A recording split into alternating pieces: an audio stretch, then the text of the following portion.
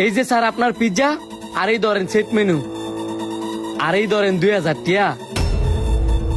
1000 টিয়া আপনি খাবারের বিল দিবেন, আর বাকি যে 1000 টা থাকবো ওইটা আমার বকশিস দিবেন।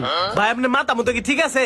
আমি এই রেস্টুরেন্ট খাইতে মাইছি, খাবারের বিল আমি এনে দিমু, তা না করে উল্টা আপনি আমার 2000 টাকা দিয়া কইতাছেন। এতে খাবারের বিলও দিতাম, আবার আপনার 1000 টাকা বকশিসও দিতাম।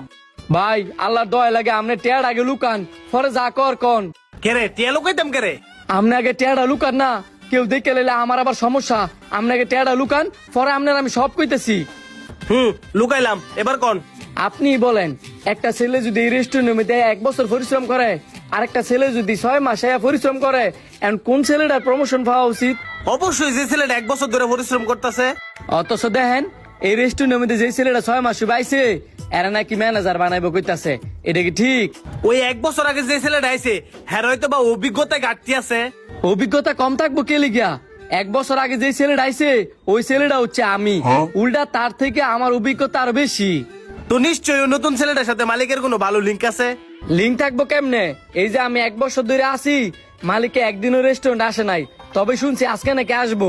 তো আপনাদের এই রেস্টুরেন্টের মালিক আসলে ওনার বিষয়টা খুলে বলবেন।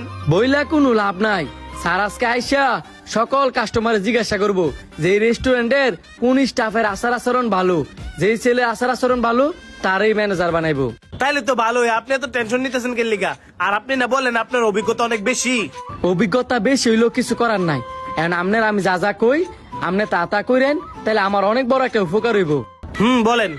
বেশি কিছু না, আপনি খাবারটি খাইয়া শুধু মালিকের সামনে আমার 1000 টাকা বকশিস দিবেন, যাতে মালিক মনে করে আমার আচার আচরণ অনেক ভালো, যেই কারণে আপনি খুশি হইয়া আমার 1000 টাকা বকশিস দিতেছেন। আপনি যেহেতু আমার ফ্রিতে খাবারটা খাওয়াইতেছেন, আমি না আপনার ওই উপকারটা করলাম।